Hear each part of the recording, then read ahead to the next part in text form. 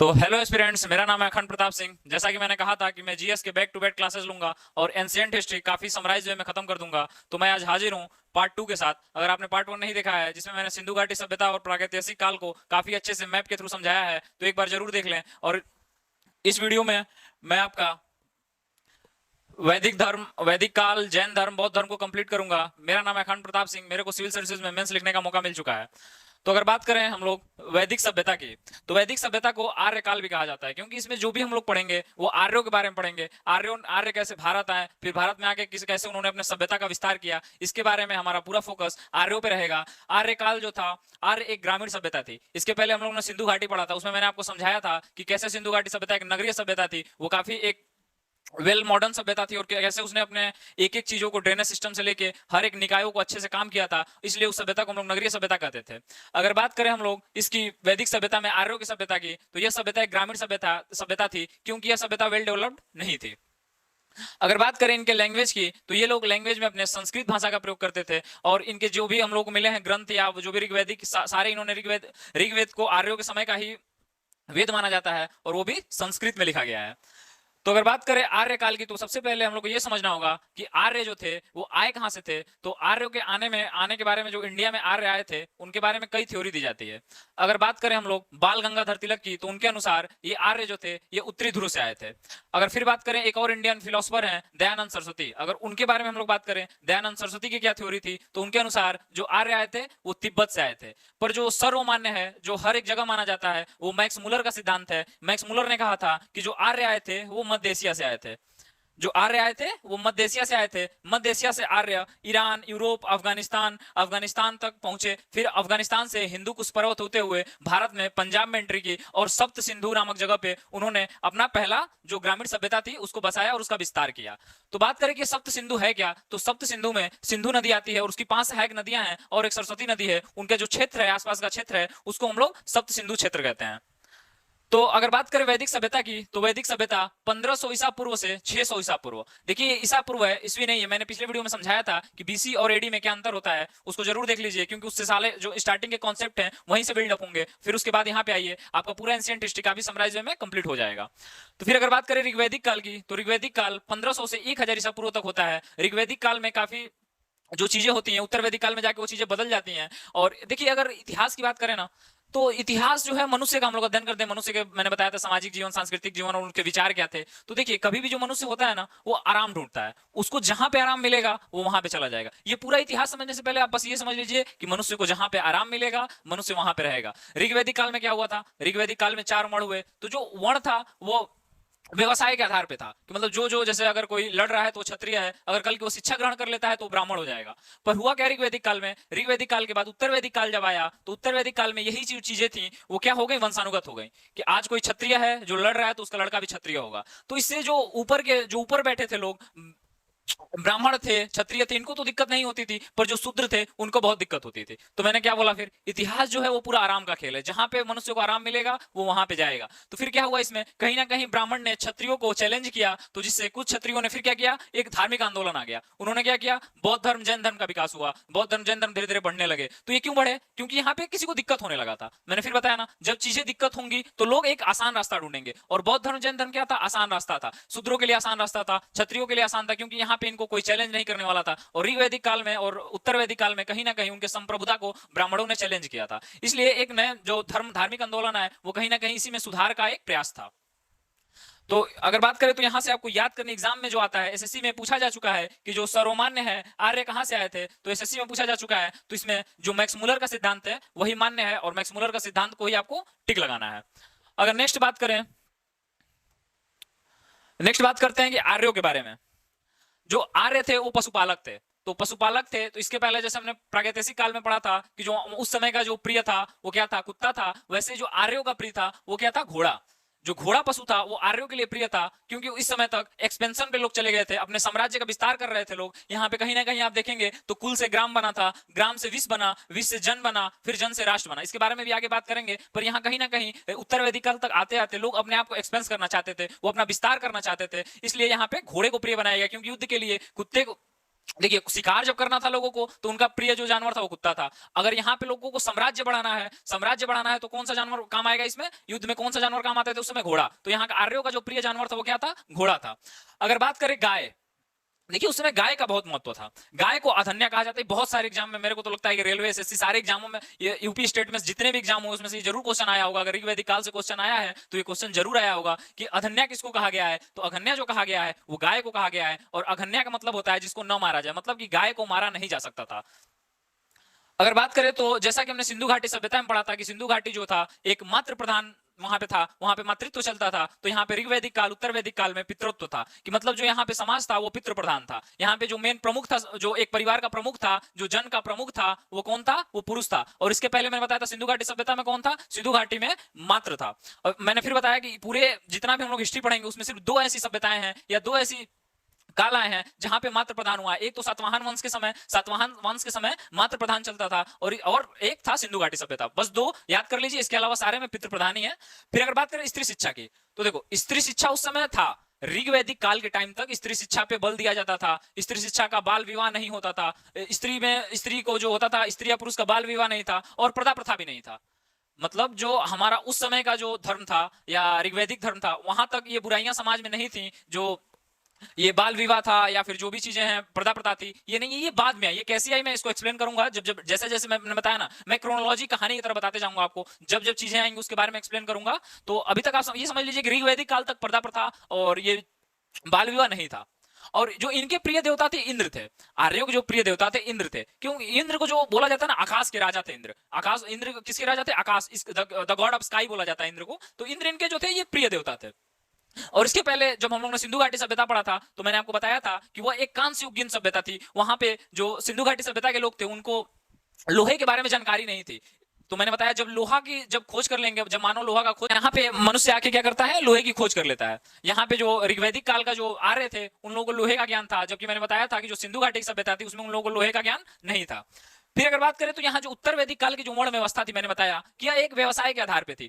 जैसे कोई ब्राह्मण है तो अगर आज वो ब्राह्मण कर रहा है, आज वो शिक्षा दे रहा है, अगर कल का उसको ज्ञान नहीं है तो अपने मतलब बदल सकता था। वो क्षत्रिय भी हो सकता था, वो वैश्य भी हो सकता था, वो शूद्र रूपी सेवा भी कर सकता था।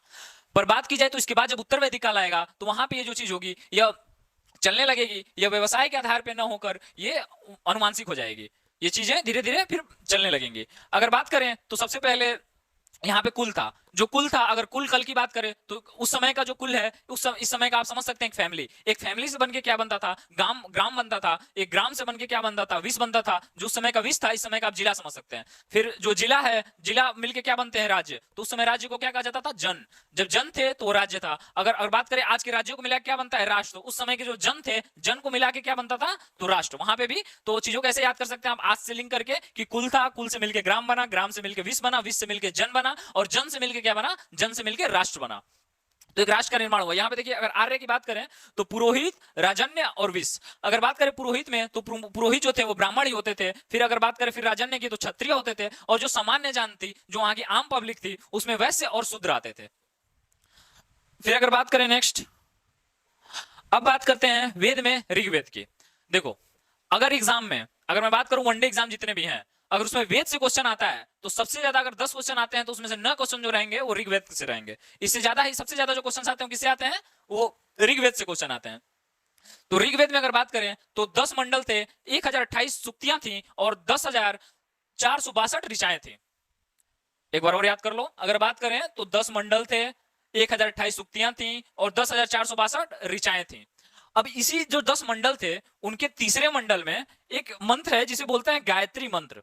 ये हमेशा एग्जाम में पूछा है। ये सीएचएसएल में अभी जस्ट प्रीवियस ईयर में पूछा था, पीवाईक्यू में मैं देखा हूं इसको कि इसमें जो पूछा गया था गायत्री मंत्र है वो किस मंडल में है, तो आप क्या बोलेंगे? तीसरे मंडल में है। गायत्री मंत्र किस मंडल में है? तो आप बोलेंगे वो तीसरे मंडल में है।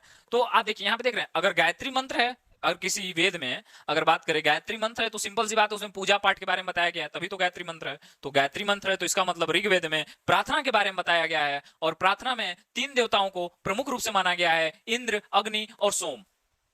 अगर बात करें यहाँ पे इंद्र की, तो इंद्र जो थे वो स्काई ऑफ गॉड थे, कि मतलब आकाश के देवता थे। और अग्नि की बात करें तो अग्नि के ही देवता थे। और सोम की बात करें तो सोम मतलब होता है चंद्रमा, मतलब जो सोम थे वो चंद्रमा के देवता थे, वो रात्रि के देवता थे।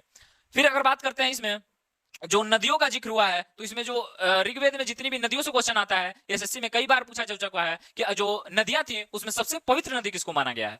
तो वहां पे आपका आंसर आना चाहिए, जो सबसे पवित्र नदी है वो आपकी सरस्वती नदी है।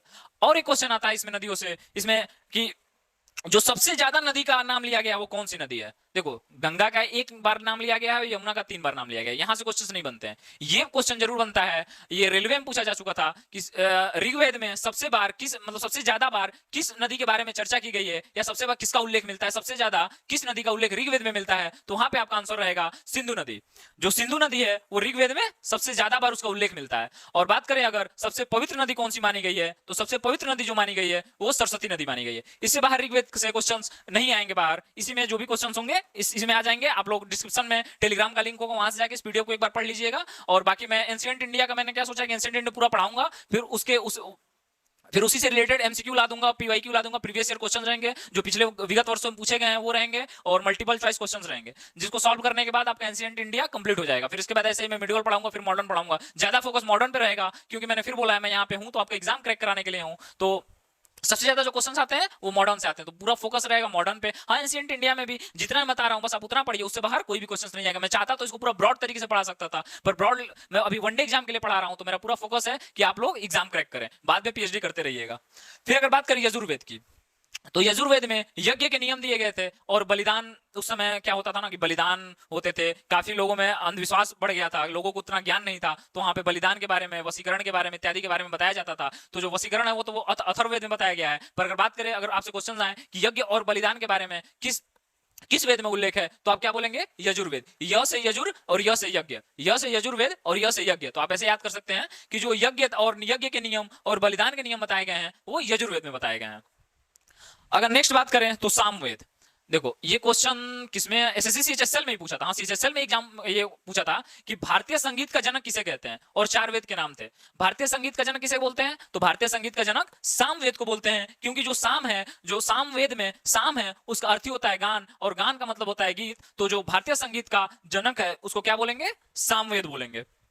अब जो सबसे बाद का वेद है उसे कहते हैं अथर्ववेद। अथर्ववेद इसका नाम इसलिए पड़ा क्योंकि एक ऋषि थे अथर्वा, उन्होंने इसको रचित किया था, उन्होंने इसकी रचना की थी, तो उनको इसलिए इस वेद को क्या बोलते हैं? करें इसमें किस किस चीज का विख्यान है, इसमें से कहां कहां से क्वेश्चन बनते हैं, तो इसमें से सिर्फ 2 क्वेश्चन बनते हैं। पहला क्वेश्चन ये बनता है कि वो कौन सा वेद है, वो कौन सा वेद है जिसमें चिकित्सा और वशीकरण के बारे में उल्लेख मिलता है, तो आप क्या बोलेंगे? अथर्ववेद। जो सबसे बाद का वेद है अथर्ववेद, उसमें क्या मिलता है हम लोगों को? चिकित्सा के बारे में मिलता है और वशीकरण के बारे में मिलता है। अगर बोला जाए कि गीत के बारे में, संगीत का जनक किसे बोला जाता है, तो क्या बोलेंगे? सामवेद को बोलेंगे। और अगर पूछा जाए कि आपको यज्ञ और बलिदान के बारे में कहां मिलता है, तो यश यज्ञ, यश यजुर्वेद। अगर फिर आपसे पूछा जाए कि जो गायत्री मंत्र है वो उसका उल्लेख किस वेद में है, तो क्या बोलेंगे? ऋग्वेद बोलेंगे। तो ये आई होप कि क्लियर होगा। हाँ, देखिए, ये उन वेदों में जो नदियों का नाम था वो पूछता है। तो देखो, नदियां बहुत सारी हैं, टोटल 8-9 नदियां हैं। तो फिर मैंने बोला पीएचडी तो करना नहीं है, तो जो सबसे ज्यादा पूछा गया है वनडे एग्जाम में वो लेके आया हूं। तो ये देखो, ये जो सुतुद्री है, सुतुद्री वो सतलज नदी का नाम है, ये भी पूछा जा चुका है। तो सतलज नदी नॉर्थ इंडिया की एक सदा बहने, सदा नीरा, सतलज को क्या बोला जाता है? सदा नीरा। अर्थात ये ऐसी नदी है जो हमेशा बहती रहती है, उत्तर भारत में ये हमेशा बहने वाली नदी है। तो सुतुद्री किसका नाम था? सतलज नदी का नाम था। फिर अगर क्वेश्चन आता है कुभा, कुभा किसका नाम था? तो जो कुभा है वो काबुल नदी है, ये अफगानिस्तान में बहती है। कुभा कहां पे बहती है? काबुल में।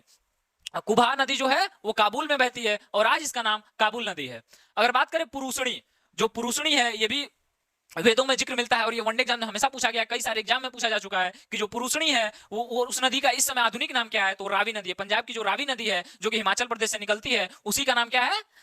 पुरुषणी था उस समय, इस समय रावी है। तो फिर एक बार रिवाइज कर लेते हैं। सुतुद्री किसका नाम था? सतलज नदी का। कुभा किसका नाम था? काबुल नदी का। और पुरुषणी किसका नाम था? रावी नदी का। आई होप ये क्लियर होगा। अगर नहीं होगा तो एक बार और वीडियो को देख लीजिए, और नहीं तो फिर पीडीएफ को पढ़ लीजिएगा। डिस्क्रिप्शन में टेलीग्राम लिंक है, मैं फिर बोल रहा हूँ, उसको ज्वाइन कर लीजिए और पीडीएफ को एक बार पढ़ लीजिएगा। उसके बाद किसी चीज की जरूरत नहीं रहने वाली है आप लोगों को। इसके बाद 1-2 क्वेश्चन अगर छूट भी जाते हैं तो छूटेंगे नहीं, अगर छूट जाते हैं तो जो पीवाई की कराऊंगा, एमसीक्यू कराऊंगा, उसमें पूरा कवर कर लेंगे लोग।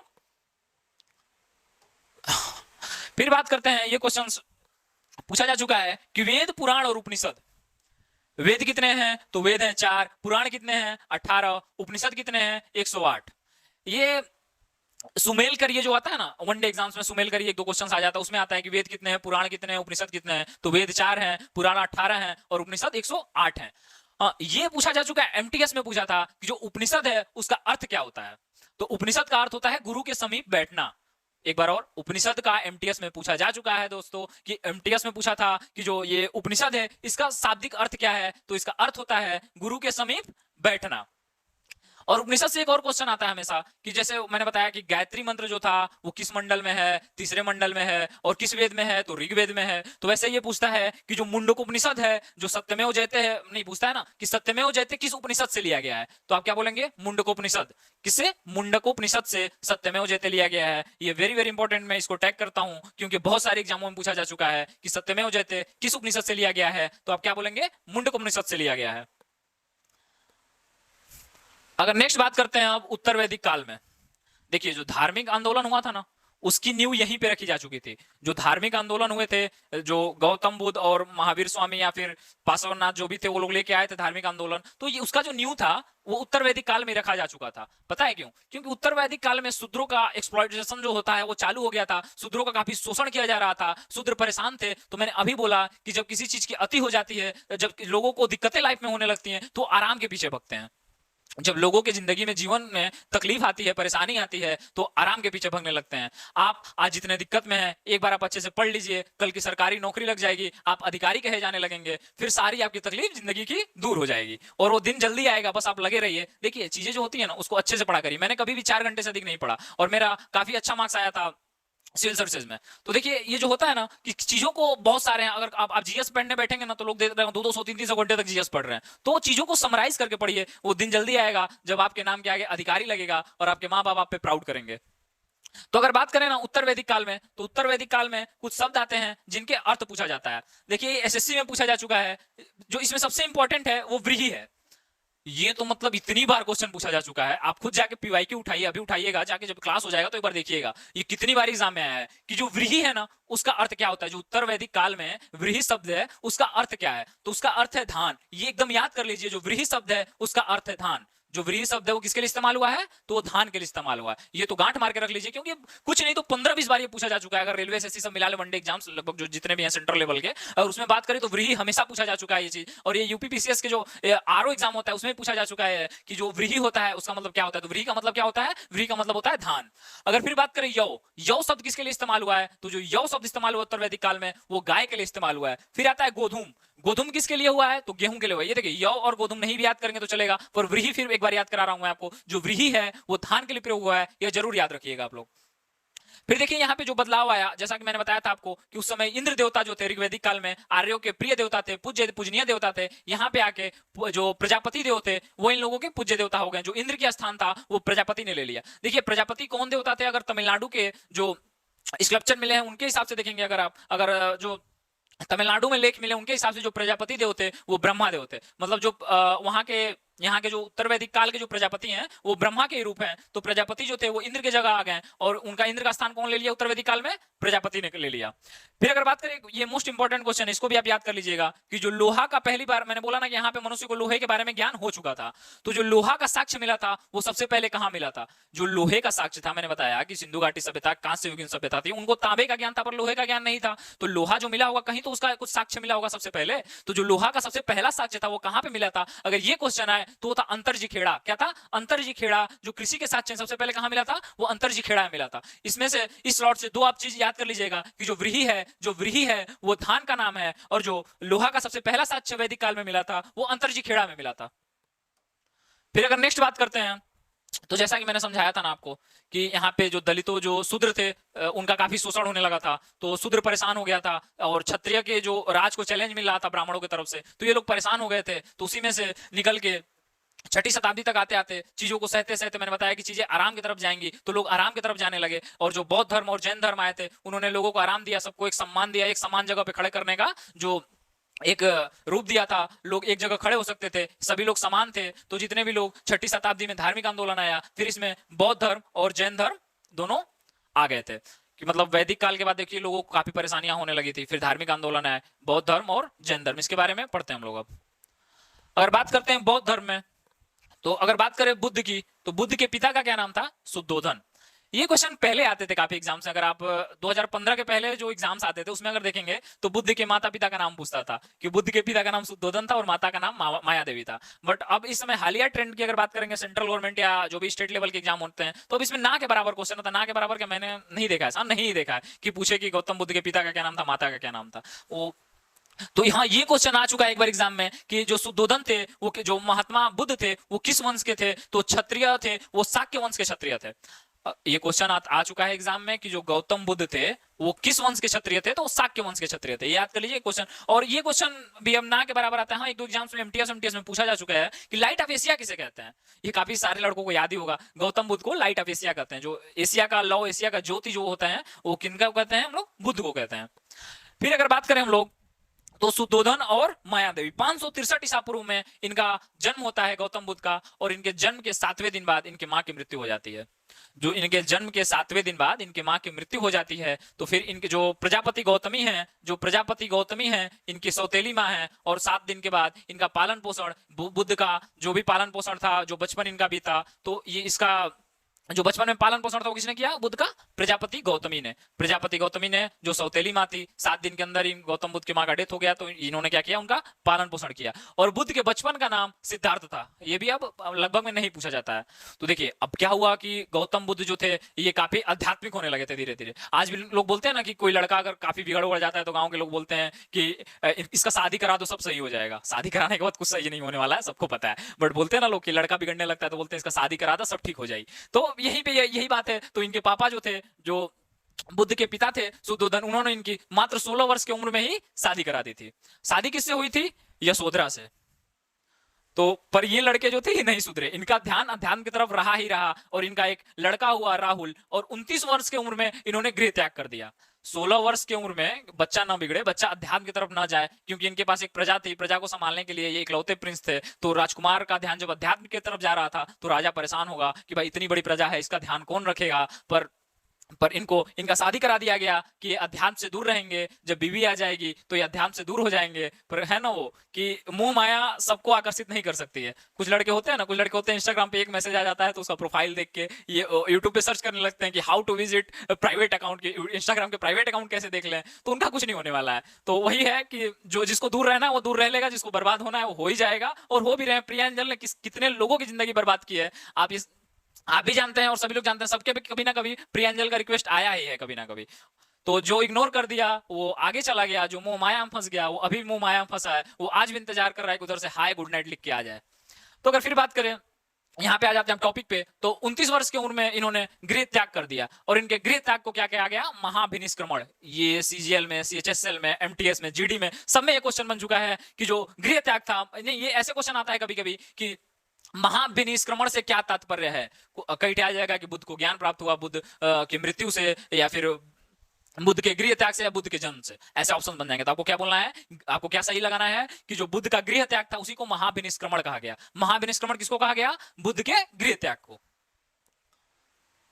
अगर नेक्स्ट बात करते हैं फिर, तो ये जब 29 वर्ष के उम्र में आए ना, तो ये काफी, देखो हर एक जितने भी सक्सेसफुल लोग हुए हैं उनका कोई ना कोई मेंटर रहा है। देखो एक मेंटर चुनना ना बहुत ज्यादा जरूरी होता है।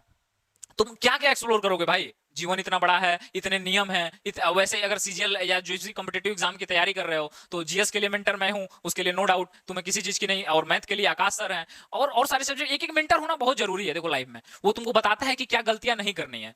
देखो जो उस चीज से गुजर चुका है ना, मैंने खुद कॉम्पिटिटिव एग्जाम की तैयारी की है, और जीएस को मैंने काफी एनालाइज वे में पढ़ा है। मैंने बताया तुमको कि मैंने कभी भी 3 या 4 घंटे से अधिक नहीं पढ़ा, पर सारा मेरा जीएस एकदम कंप्लीट, एकदम अच्छे से तैयार है, क्योंकि मैं कभी माइंड मैप के थ्रू पढ़ता हूँ। एक चीज से दूसरी चीज को लिंक करता हूँ। जैसे मैंने तुमको जब ऋग्वेदिक पढ़ाया तो मैं तुम केयर किया नहीं किया, पर मैंने तुमको रिवाइज करा दिया, क्या सिंधु घाटी सभ्यता को रिवाइज करा दिया था। तो यही है कि चीजों को लिंक करके पढ़ोगे ना तो तुम कुछ चीजें याद रहेंगे, तुमको तुम भूलोगे नहीं। तो वैसे ये जो बुद्ध थे वो भटक रहे थे, वो भूल रहे थे, तो इनको मेंटर, जैसे तुमको ये चैनल मेंटर के रूप में मिल गया है, बुद्ध को वैसे ही मेंटर के रूप में कौन मिले, अलार कलाम। जो अलार कलाम थे वो बुद्ध के गुरु थे, उन्होंने उनके बताया बुद्ध को कि कैसे तुम अध्यात्म के जीवन को में सफलता हासिल कर सकते हो। और फाइनली 29 साल में करने के बाद देखो, बुद्ध बहुत ज्ञानी पर्सन थे, सब जानते हैं कि बुद्ध ने अध्यात्म के बारे में बताया। जो अगर मेडिटेशन का नाम लिया जाए, ध्यान का नाम लिया, इसके पहले भी कहीं ना कहीं जो ध्यान का जो नींव ही रखा था वो बुद्ध ने रखा था। इसका कहीं ना कहीं चर्चाएं मिलती हैं वेदों में, पर जो मेडिटेशन को एक अलग लेवल पे, जो वास्तविक संस्थापक होता है ना, एक संस्थापक होता है, एक वास्तविक संस्थापक होता है, तो जो ध्यान का वास्तविक संस्थापक थे वो कहीं ना कहीं कौन थे? गौतम बुद्ध। तो ये भी 29 वर्ष से 6 साल तक भटकते रहे, फिर इनको 35 वर्ष की एज में जाके ज्ञान की प्राप्ति हुई। और तुम सोचते हो कि 3 महीने में अधिकारी बन जाओगे, 3 महीने में सरकारी नौकरी पा जाओगे, 3 महीने में उस भारत के सबसे बड़े सम्मान को तुम पाना चाहते हो। देखो कितना भी बुराई कर लो कि ये बिजनेस कर लो, वो कर लो, पर जो इज्जत कमाई है ना भारत में, वो सरकारी नौकरी नहीं कमाई है। ये डीप डाउन सभी लोग जानते हैं कि जो सरकारी नौकरी की इज्जत है ना, बाबू बाबू कहे जाओगे, आज का जो लड़का है, आज का जो छोटू है, वो कल का बाबू बन जाएगा। तो अगर बात करें अलार कलाम की, तो ये इनके मेंटर थे और 35 वर्ष की उम्र में इन्होंने ज्ञान की प्राप्ति की। 29 वर्ष में घर से निकले, 6 साल की कठिन तपस्या के बाद। इसीलिए मैं बोलता हूं तुम 6 महीने की कठिन तपस्या कर लो, तुम शिखर पे पहुंच जाओगे।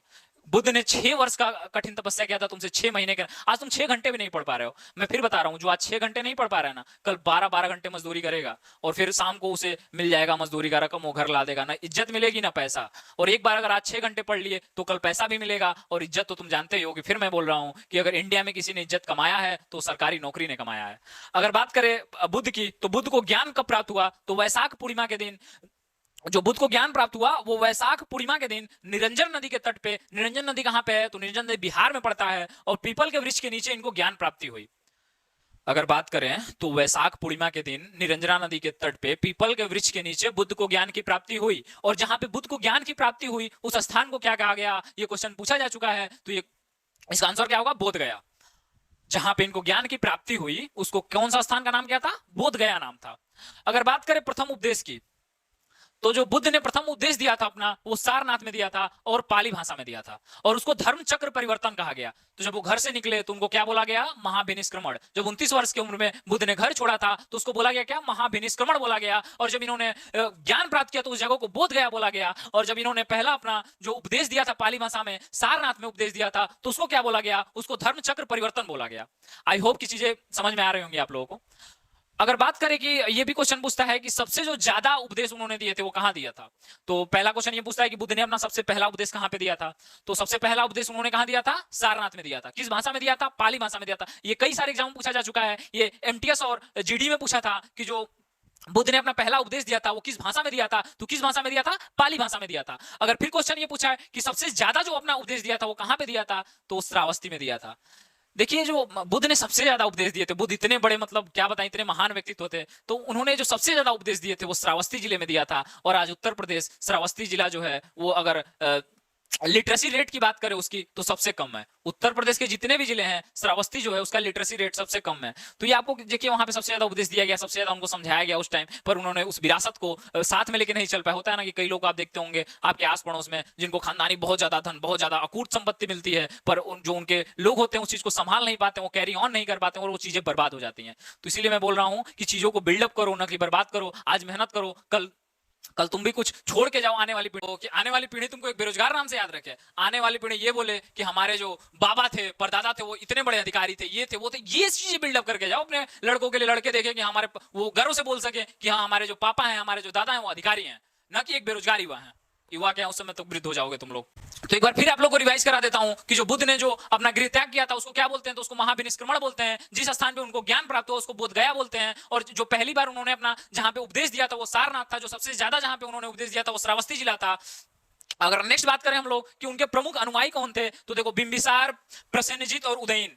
ये चीज, ये एग्जाम में बिंबिसार के बारे में एक एग्जाम में आया था, ये रेलवे में पूछा गया था कि जो इसमें से कौन सा जो राजा है वो बौद्ध धर्म को मानता था, तो वहां पे बिंबिसार ऑप्शन था, वो सही होगा।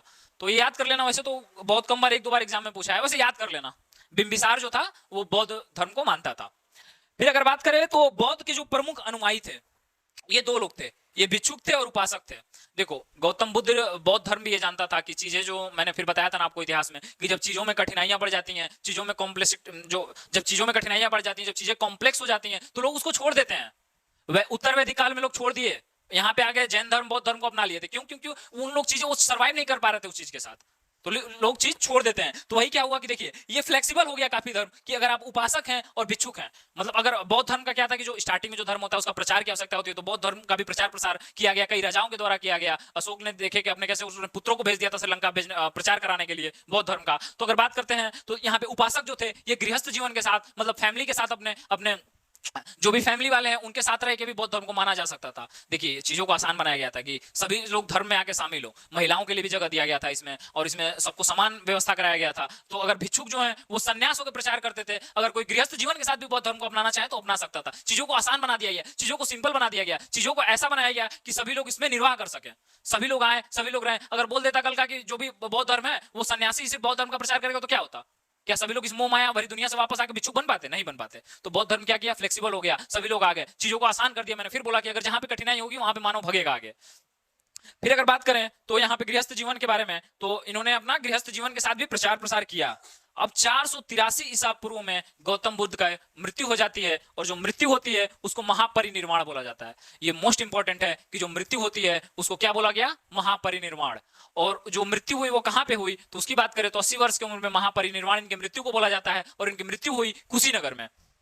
कुशीनगर में इनकी मृत्यु हुई, और इनकी जो अस्थियां थी उनको 8 जगह पे इनके जो अस्थियां थी उनको दफनाया गया, उसका स्तूप बनाया गया। जी देखो, जब इनकी जो अस्थियां थी ना उनको 8 जगह पे दफना दिया गया, और वहां पे एक स्तूप बना दिया गया। अगर गूगल करो या फिर इमेज मैं इसके पीछे डाला हूं, इमेज देख लेना। तो उसमें क्या था ना कि स्तूप स्तूप होता क्या था कि जहां जहां पे इनकी अस्थियों को रखा गया उसके ऊपर एक आकार बना दिया गया, एक मंदिर टाइप में बना दिया गया, उसको स्तूप बोलते हैं। तो ये क्वेश्चन पूछा जा चुका है कि भारत का जो सबसे बड़ा स्तूप है वो कौन सा है? तो सांची का स्तूप है, ये मध्य प्रदेश में है। तो ये पूछा जा चुका है, फिर मैं एक बार बोल रहा हूं कि जो सांची का स्तूप है वो भारत का सबसे बड़ा स्तूप है। तो ये पूछता है कि इसको किसने बनवाया था? तो अशोक ने बनवाया था। देखो अशोक जब कलिंग युद्ध के बाद एकदम परेशान था, जीवन में परेशान था, तो उसको गौतम बुद्ध मिले और उन्होंने उसके जीवन को परिवर्तन कर दिया। वो हिंसा को छोड़ दिया, वो अहिंसा की तरफ आ गया और बौद्ध धर्म का प्रचार करने लगा।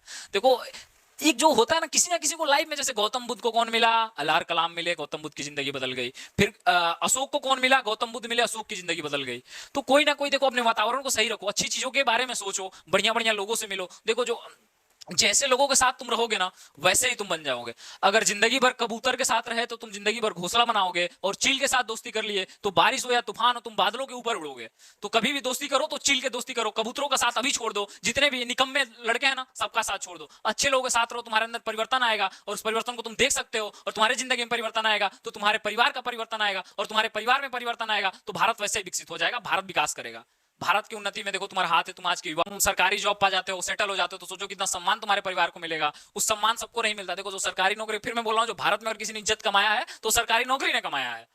अगर फिर बात करें जन्म की, तो देखो सारे ना सिंबल हैं, इसके सिंबल हैं कुछ जो जो धर्म थे, जैसे कि जब उन्होंने उनका मृत्यु को महापरिनिर्वाण कहा गया, जब उन्होंने पहला उपदेश दिया तो धर्म चक्र परिवर्तन कहा गया। ऐसे ही कुछ सिंबल हैं जो दर्शाते हैं कि गौतम बुद्ध के बारे में सिंबल से क्वेश्चन आते हैं। तो इसमें से जो पूछता है कि जो जन्म हुआ था उसको किस प्रतीक से दर्शाया जाता है, तो उसको कमल और सांड से दर्शाया जाता है। फिर अगर बोले गृह त्याग उन्होंने किया था तो उसका सिंबल क्या था? उसका सिंबल था घोड़ा। ज्ञान, देखो गृह त्याग घोड़ा, क्योंकि वो एक राजकुमार थे तो सिंपल सी बात है उन्होंने गृह त्याग करते समय घोड़े का उपयोग किया था। हाँ, घोड़े के साथ ही गए थे वो। चन्ना जो था उनका सारथी था, तो जब उनके अंदर जो अध्यात्म को लेके जो उनके अंदर उत्सुकता बढ़ा था वो घोड़े से रिलेटेड था, इसलिए कहीं ना कहीं जो गृह त्याग है वो घोड़ा से रिलेटेड है। फिर अगर बात करें ज्ञान की, तो ज्ञान को कहां पे मिला था? पीपल वृक्ष के नीचे। तो ज्ञान का प्रतीक क्या है? तो ज्ञान का प्रतीक पीपल का वृक्ष है। अगर निर्वाण की बात करें तो निर्वाण का अगर पूछे तो पदचिन्ह हो जाएगा। और मृत्यु के बाद चूंकि मैंने बताया था कि 8 जगह स्तूप बना था, सबसे बड़ा स्तूप सांची का स्तूप है, सांची का स्तूप अशोक ने बनवाया था। तो अगर ये क्वेश्चन आ जाए कि मृत्यु को क्या चिन्ह है तो क्या बोलोगे? स्तूप। देखो इसमें से जो क्वेश्चन आता है मैं आपको बता देता हूं जो इंपॉर्टेंट है। क्वेश्चन अगर आएगा तो गृह त्याग से आएगा या फिर मृत्यु से आएगा। तो मृत्यु में बोल दोगे स्तूप, और गृह त्याग में क्या बोल दोगे? घोड़ा। और जब अगर नेक्स्ट फिर बात करें, हाँ, तो अब बात करते हैं डायरेक्ट आने वाले क्वेश्चन से। देखो बौद्ध धर्म से क्वेश्चन बहुत ज्यादा आते हैं। अगर बौद्ध धर्म और जैन धर्म से कंपेयर करो तो धार्मिक आंदोलन में अगर क्वेश्चन आएंगे तो बौद्ध धर्म से ज्यादा क्वेश्चन आएंगे। जैन धर्म से काफी कम क्वेश्चन देखने को मिलते हैं वनडे एग्जाम से। वनडे क्या किसी भी एग्जाम में बौद्ध धर्म ज्यादा इंपॉर्टेंट रोल प्ले करता है। अगर बात करें प्रमुख ग्रंथ की, तो जो प्रमुख ग्रंथ था बौद्ध धर्म को क्या था? त्रिपिटक। और इसकी भाषा क्या थी? पाली। अगर बात करें प्रथम जो महिला शिष्या थी जिन्होंने बौद्ध धर्म को अपनाया था वो इनकी सौतेली माता थी गौतमी प्रजापति। इनका पवित्र त्योहार क्या है? तो इनका पवित्र त्योहार जो है वैसाखी पूर्णिमा है। वैसाखी पूर्णिमा इनका क्यों पवित्र त्योहार है? मैंने अभी पिछले स्लाइड में बताया था आपको कि वैशाख पूर्णिमा के दिन ही इनको पीपल के वृक्ष के नीचे ज्ञान की प्राप्ति हुई थी। तो इसलिए जो प्रमुख त्योहार है जो बौद्ध धर्म को अपनाने वाले लोग हैं, जैसे हम लोग दिवाली होली मनाते हैं, वो लोग क्या मनाते हैं? वैशाख पूर्णिमा को मनाते हैं। अगर बात करें तो एक क्वेश्चन आया था, ये रेलवे में पूछा जा चुका है, एनटीपीसी में पूछा था ये कि जो सारनाथ का स्तंभ चक्र है वो किसका प्रतीक है?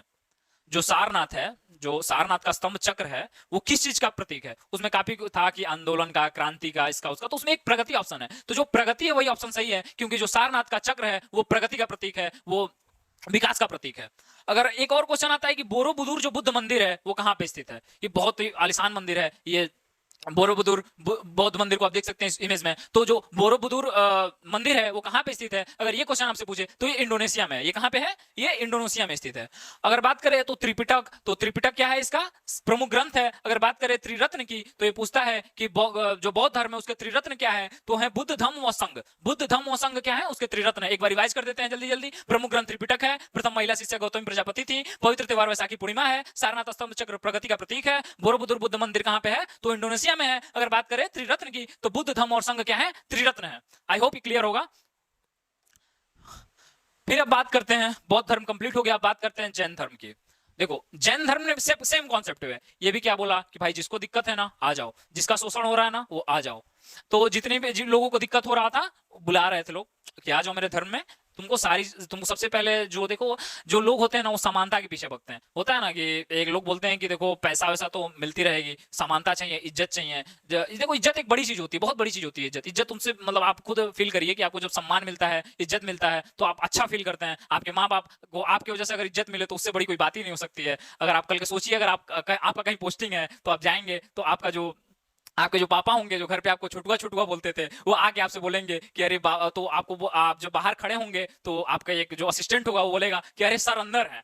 तो फिर वो क्या फील आएगी आप सोचिए। आपके पापा बोलेंगे अब लड़का इतना बड़ा हो गया, लोग उसको सर बोल रहे हैं। तो वही बात है कि लोग इज्जत के लिए ही आज जीते हैं, और इज्जत सबसे बड़ी चीज होती है, इज्जत बहुत जरूरी चीज होती है समाज में। तो अगर बात करें तो इज्जत की, तो जैन धर्म और बौद्ध धर्म ने सबको इज्जत दिया, काफी इज्जत दिया, लोग इसीलिए इससे आगे जुड़े। देखो अगर पैसे वैसे की बात होती ना तो लोग हर जगह सर्वाइव कर रहे थे, किसी की मृत्यु नहीं हो रही थी, सभी लोग सर्वाइव कर रहे थे। बट इज्जत के लिए लोगों को दिक्कत हुई, लोगों के दैनिक जीवन में परेशानियां होने लगी, लोगों को वो सम्मान नहीं मिल रहा था, लोगों को शूद्र कहा जाता था। लोगों को यही बोल दिया गया कि अगर तुम सेवा कर रहे हो तो तुम्हारा लड़का भी सेवा करेगा। तो यही था कि लोगों ने ये कॉन्सेप्ट दिया था कि राजा का बेटा राजा नहीं बनेगा, जो काबिल होगा वही राजा बनेगा। तो अगर बात करें फिर अगर जैन धर्म की, तो जैन धर्म के जो पहले तीर्थकर थे वो कौन थे? ऋषभदेव। देखो तीर्थकर का मतलब होता है क्या? तीर्थंकर का मतलब होता है ना कि जो स्वयं से ज्ञान प्राप्त करके इस दुनिया के मोह माया से दूर हो जाए, उसे तीर्थकर कहते हैं। देखो ये दुनिया काफी मायावी है, तुम भी जानते हो कि यहाँ पे गीता में भी एक उपदेश है। जब अर्जुन ने पूछा था ना श्री कृष्ण से कि इस मायावी दुनिया से कैसे बाहर निकला जाए, ये सामने मेरे परिवार है, मैं उन पे कैसे वार कर सकता हूं? तो श्री कृष्ण ने कहा था कि तुम क्षत्रिय हो, वैसे ही आप लोग भी क्षत्रिय हैं, आप लोग भी किसी को ना देखिए, एक बार पाल आओ, एक बार अच्छी जॉब पा जाओ, एक बार सरकारी जॉब पा जाओ, फिर सब सही हो जाएगा। जो लोग इज्जत नहीं दे रहे हैं वो लोग फोन लगाएंगे, बोलेंगे बाबू बधाई हो, अंदर से कितने भी जिले से हो अंदर से। बात करते हैं जैन धर्म की, तो तीर्थंकर जो थे पहले वो ऋषभदेव थे। अगर तीर्थकर का अर्थ क्या होता है कि जो स्वयं से ज्ञान पाके जीवन के मोह माया से दूर हो जाए, उसको क्या बोलते हैं? तीर्थंकर बोलते हैं। और इसके जो संस्थापक थे वो ऋषभदेव थे। देखिए दो तरह से क्वेश्चन आता है, ये सारे एग्जाम था ना ऐसे क्वेश्चन आता है। अगर पूछे कि जैन धर्म का जो संस्थापक है वो कौन है, तो आप क्या बोलेंगे? ऋषभदेव। जो ऋषभदेव थे वो क्या थे? संस्थापक थे। अगर ये क्वेश्चन आ जाए कि जो जैन धर्म का वास्तविक संस्थापक कौन है, तो आप बोलेंगे महावीर स्वामी। दो तरह से क्वेश्चन आएगा, फिर रिपीट कर रहा हूं कि अगर पूछे कि वास्तविक संस्थापक कौन है तो क्या बोलेंगे? महावीर स्वामी। अगर पूछे संस्थापक कौन है तो आप क्या बोलेंगे? ऋषभदेव। फिर अगर बात करें इनके बाद जो आते हैं पासारोनाथ जो थे 23वें। देखो 3 तीर्थकर से क्वेश्चन आएगा। पहला कि सबसे पहले ये क्वेश्चन पूछेगा कि जो सबसे पहले तीर्थकर थे वो कौन थे, तो क्या बोलोगे? बोलोगे ऋषभदेव। फिर बोलेगा कि 23वें कौन थे, तो क्या बोलोगे? पार्श्वनाथ। अगर फिर बोलेगा कि जो 24वें तीर्थकर थे वो कौन थे, तुम बोलेगा महावीर स्वामी। तो महावीर स्वामी वास्तविक, ये ऐसा नहीं है कि ऋषभदेव का डेथ हुआ फिर उसके बाद तुरंत आ गए। तो ऋषभदेव और पार्श्वनाथ के बीच में हजारों साल का फासला है, कई हजार नहीं हजारों साल का फासला है इन दोनों के बीच में। अगर फिर बात करें महावीर स्वामी और पार्श्वनाथ के, तो दोनों के बीच में 300 साल का फासला था। अगर बात करें जो 23वें तीर्थकर थे और 24वें, इन दोनों के बीच में 300 साल का फासला था। तो ये हैं महावीर स्वामी जैन धर्म के। फिर अगर नेक्स्ट बात करते हैं पार्श्वनाथ की। देखो जो पार्श्वनाथ थे ना, ये इच्छाकू राजवंश के राजा थे अग्रसेन। ये बनारस के आसपास पड़ता है, इच्छाकू वंश था उस समय। इसके जो राजा थे अग्रसेन, उनके पुत्र थे। देखो जितने लोगों ने परिवर्तन किया ना, सभी लोग पहले तो एक राजकुमार थे जिनको आया कि जीवन में कुछ बदलाव चाहिए, शांति चाहिए, शांति के पीछे भगे और उन्होंने धार्मिक आंदोलन किया और धार्मिक आंदोलन में सबको बराबर का हक दिलवाया। अगर बात करते हैं रिलीजन की, तो जो 24वें तीर्थकर थे वो महावीर स्वामी थे। तो जो पार्श्वनाथ थे ना, उन्होंने क्या किया कि जो चार बातें बोली थी उनको चतुरायण बोला जाता है। उन्होंने क्या बोला कि नॉन वायलेंस, अहिंसा, चोरी नहीं करना है, अहिंसा, फिर सत्य बोलना है और कोई भी संपत्ति नहीं रखना है। ये इसको क्या बोलते हैं? चतुरायण। इसको मैं चतुरायण, इसको इंपॉर्टेंट है ये पूछता है कि जो चतुरायण था उसको किसने प्रतिपादन उसका किसने किया था? तो क्या बोलोगे? पार्श्वनाथ। जो पार्श्वनाथ थे उन्होंने क्या किया था? चतुरायण के बारे में बताया था। अब जब गौतम बुद्ध आते हैं ना तो उनको बोला जाता है पंचायन। इन्होंने क्या किया? जो चतुरायण था उसमें एक ब्रह्मचर्य जोड़ दिया।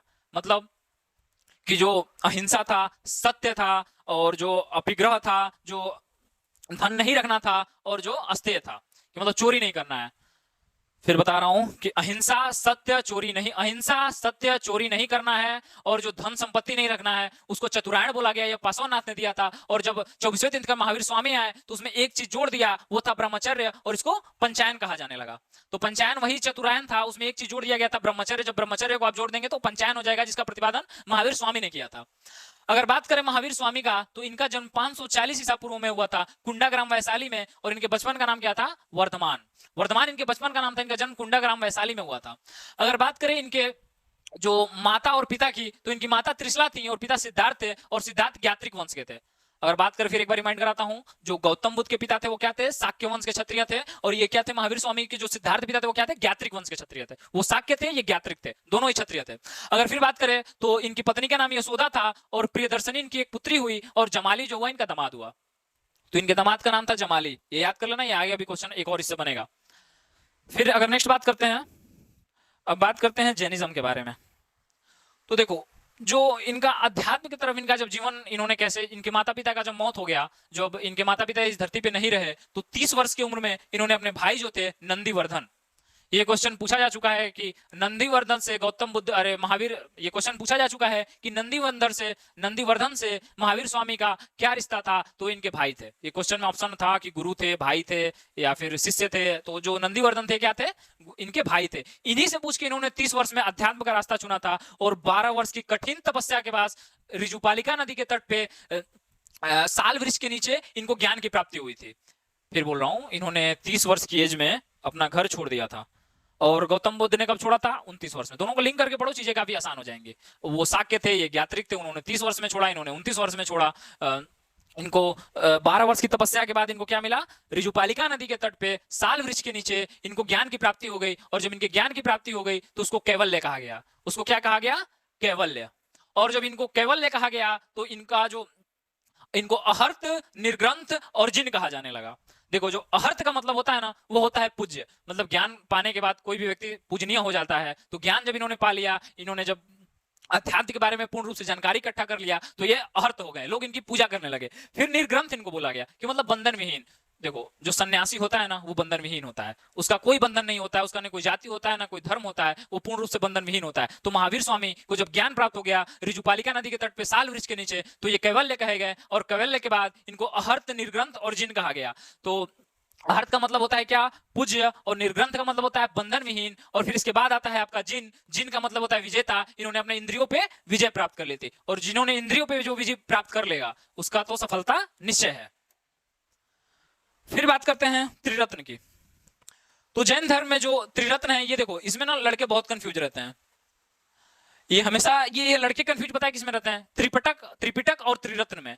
कभी कभी क्वेश्चन आ जाएगा कि त्रिपिटक किससे संबंधित है, लोग मार के आ जाएंगे जैन धर्म। तो देखो, जो त्रिपिटक है वो पाली भाषा में है, वो बौद्ध धर्म से संबंधित है। और जो त्रिरत्न है, जो 3 रत्न है, वो किससे संबंधित है? वो जैन धर्म से संबंधित है। सम्यक ज्ञान, सम्यक दर्शन, सम्यक आचरण। कि मतलब जब आपको ज्ञान मिल जाएगा तो आप दर्शन कर लेंगे प्रभु के, और जो प्रभु के दर्शन जो कर लेगा उसका तो आचरण वैसे ही निर्मल हो जाएगा। तो वही बात है कि जो त्रिरत्न है, सम्यक ज्ञान, सम्यक दर्शन और सम्यक आचरण। फिर बात करते हैं इसके साहित्य की। तो इसके साहित्य को जो कहा जाता है वो आगम कहा जाता है, और आगम का अर्थ होता है सिद्धांत।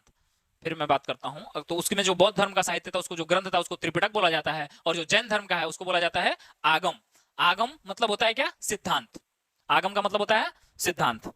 अगर धर्म की बात करें तो ये जो थे ईश्वर को नहीं मानते थे। जो जैन धर्म के लोग थे वो ईश्वर को नहीं मानते थे, वो मूर्ति पूजा और कर्मकांड का विरोध करते थे। क्योंकि ये जानते थे लोग कि वैदिक धर्म में कहीं ना कहीं जो ऊंच नीच बढ़ता जा रहा था, वहां से लोग आए हैं, एक पहले ही परेशान है लोग, फिर ये अलग कॉन्सेप्ट लेके आना चाहते थे। तो इन्होंने क्या किया? ईश्वर में मूर्ति पूजा और कर्मकांड का पूर्ण रूप से विरोध किया। हाँ, पर इन्होंने आत्मा को माना। जो जैन धर्म के लोग थे वो क्या मानते थे, वो आत्मा को मानते थे। चूंकि वो आत्मा को मानते थे तो ये बोला जाता है कि आत्मा का न तो अंत है, आत्मा एक अनंत है, तो पुनर्जन्म को भी लोग मानते थे। कि होता है ना कि आत्मा कहीं जाती नहीं है, वो सिर्फ एक शरीर से दूसरे शरीर को धारण करती है। तो जिसका आत्मा में श्रद्धा रहेगा, सिंपल सी बात है कि वो पुनर्जन्म को भी मानेगा। तो ये क्वेश्चन पूछता है कि क्या जो जैन धर्म के लोग पुनर्जन्म को मानते थे, तो मानते थे क्योंकि वो आत्मा को मानते थे, तो पुनर्जन्म को ये लोग मानते थे। अब 468 बीसी में जो 72 वर्ष के उम्र में पावापुरी जो कि बिहार में है, इन्होंने मृत्यु को प्राप्त हो गई है, इसको निर्वाण कहा गया। तो जो महावीर स्वामी थे वो 468 बीसी में 72 वर्ष की एज में पावापुरी बिहार में इन्होंने निर्वाण को प्राप्त कर लिया। तो देखो जब बौद्ध में जब मृत्यु हुई थी तो उसको क्या कहा गया, महापरिनिर्वाण। ये याद रखना, देखो दोनों चीजों को लिंक करके याद करोगे, याद हो जाएगा, नहीं तो कंफ्यूजन में रहोगे हमेशा। जो बौद्ध की जब मृत्यु हुई, तो जो बुद्ध की मृत्यु हुई तो उसको महापरिनिर्वाण बोला गया, और जो महावीर स्वामी की मृत्यु हुई तो उसको निर्वाण बोला गया। पावापुरी बिहार में इनकी मृत्यु हुई। अब बात करते हैं कुछ इंपॉर्टेंट फैक्ट की। ये क्वेश्चन हमेशा पूछा जा चुका है, ये आरओ एआरओ और स्टेट में पूछा जा चुका है। सेंट्रल गवर्नमेंट में कम क्वेश्चन आता है, पर स्टेट एग्जाम की अगर तैयारी कर रहे हो, अगर यूपी जैसे यूपी बिहार जैसे स्टेट की तैयारी कर रहे हो, तो इसमें पूछता है कि जो जैन धर्म का जो प्रमुख केंद्र था वो क्या था। जो जैन धर्म का प्रमुख केंद्र था वो मथुरा था। ये यूपी में हमेशा पूछा जाता है। यूपी में अगर बौद्ध धर्म से क्वेश्चन आते हैं ना 3-4, तो उसमें से एक ये क्वेश्चन जरूर आता है कि जो मथुरा था वो क्या था, किसका केंद्र था, तो जैन धर्म का केंद्र। जैन धर्म का केंद्र क्या था, मथुरा था। इसको याद कर लेना, बहुत इंपॉर्टेंट है। अगर बात करें कुछ जैन मंदिरों की, तो खजुराहो मंदिर। खजुराहो मंदिर कहाँ है, मध्य प्रदेश में। इसको किसने बनाया था, चंदेल राजाओं ने। चंदेल राजा कौन किस वंश के थे, क्षत्रिय वंश के थे। तो वही बात करते हैं अगर, तो मंदिर जो था खजुराहो में बना, चंदेलों ने बनवाया था, ये मध्य प्रदेश में स्थित है। अब अगर बात करते हैं गोमतेश्वर मंदिर की, गोमतेश्वर मंदिर कर्नाटका में है, ये बहुत फेमस। इसका एक नाम है बाहुबली मंदिर, इसको बाहुबली मंदिर भी कहते हैं। जो बाहुबली मूवी में बड़ी बड़ी मूर्तियां देखते हो ना, ऐसी एक बड़ी सी मूर्ति लगी है कर्नाटक में गोमतेश्वर मंदिर में। महावीर स्वामी की बहुत बड़ी मंदिर है, वो जैन मंदिर है। उसको चमुंड शासकों ने बनवाया था, जो चमुंड वंश के शासक थे ना, उन्होंने बनवाया था उस मंदिर को, बाहुबली मंदिर उसको बोलते हैं। फिर जो राजस्थान के माउंट आबू में है दिलवाड़ा का जैन मंदिर। भाई अगर प्रीवियस ईयर क्वेश्चन उठा के तुम खुद देखो, अभी गूगल करना है इसको, कितनी बार पूछा जा चुका है ये क्वेश्चन कि दिलवाड़ा का जो मंदिर है वो किस धर्म से संबंधित है, तो जैन धर्म से संबंधित है। या फिर उसका लोकेशन पूछता है कि जो दिलवाड़ा का मंदिर है वो कहां पे है, तो माउंट आबू राजस्थान में। दिलवाड़ा का जैन धर्म मंदिर कहां पे है, माउंट आबू राजस्थान में है। तो देखो यहां से मैंने जितना ही पढ़ाया ना आप लोगों को, वैदिक काल, बौद्ध धर्म, जैन धर्म, इससे बाहर क्वेश्चन नहीं बनने वाले हैं। अगर एक दो क्वेश्चन बनेंगे तो मैंने क्या मैं करूंगा कि पूरा जो एंशिएंट इंडिया है वो पूरा एंशिएंट इंडिया में थ्रोली पढ़ा दूंगा। फिर इसके बाद क्या लाऊंगा मैं, एमसीक्यू लाऊंगा, प्रीवियस ईयर क्वेश्चन लाऊंगा, पूरा एंशिएंट इंडिया का एक ही बार उठाऊंगा और पूरा रिवाइज करा जाऊंगा। तुम अपना कॉन्सेप्ट क्लियर कर लेना। डिस्क्रिप्शन में टेलीग्राम लिंक है, वहां ज्वाइन करके एक बार वीडियो को एक दो बार तुम नहीं भी पढ़ोगे ना, फिर से रिवाइंड करके एक बार वीडियो को देख लेना। और जितने भी मैं एमसीक्यू कराऊंगा, प्रीवियस ईयर क्वेश्चन कराऊंगा, उसमें तुम्हारे 100 में 100 मार्क्स आएंगे, ये मेरी गारंटी है। क्योंकि मेरे को अपने पढ़ाने पर पूरा विश्वास है और मुझे तुम्हारी मेहनत पे पूरा विश्वास है कि तुम जरूर एक बार पीडीएफ को पढ़ोगे और चीजों को आसानी से कर लोगे। देखो जीएस में पूरा एंशिएंट इंडिया, जैसा कि मैंने बोला था कि मैं पूरा हिस्ट्री 20 घंटे में खत्म कराने वाला हूं, मैं कराऊंगा। तो तुम एमसीक्यू और पीवाईक्यू में जल्दी लेके आने वाला हूं। और अगर बात करूं तो मैं जीएस पूरा कंप्लीट करा दूंगा। और देखो जीएस के बाद अगर फिर किसी को डर लगता है ना, तो मैथ से लगता है। मैथ के लिए आकाश सर पढ़ाते हैं और उनसे बढ़िया मैंने मैथ का टीचर नहीं देखा। जिस तरह से वो चीजों को समझाते हैं ना, उन्होंने खुद 10+ एग्जाम को क्रैक किया हुआ है। ये मजाक नहीं है, लोगों से एक एग्जाम क्रैक नहीं होता है। उन्होंने CGL, CDS, HSL, NTPC, CDS, पता नहीं कौन कौन से एग्जाम, मेरे को खुद कभी कभी मैं लिस्ट देखता हूं ना, सोचने लगता हूं भाई क्या कोई बंदा इतना भी एग्जाम निकाल सकता है। तो उन्होंने बहुत सारे एग्जाम को निकाला है और मैथ उस पढ़ाते हैं, काफी अच्छे से मैथ पढ़ाते हैं। प्लेलिस्ट में आपको मिल जाएगा कंप्लीट मैथ बाय आकाश सर, जरूर पढ़िए। एक बार वीडियो देखने के बाद जरूर, अगर पसंद आए तो पढ़िए, तो डिसलाइक करके जाइए और कमेंट में जरूर बताइएगा कि किस वजह से आपने डिसलाइक किया। निश्चित रूप से उसमें सुधार किया जाएगा। थैंक यू सो मच बने रहने के लिए। मैं जीएस बाय एंड को अभी सब्सक्राइब कर ले। Thanks so much.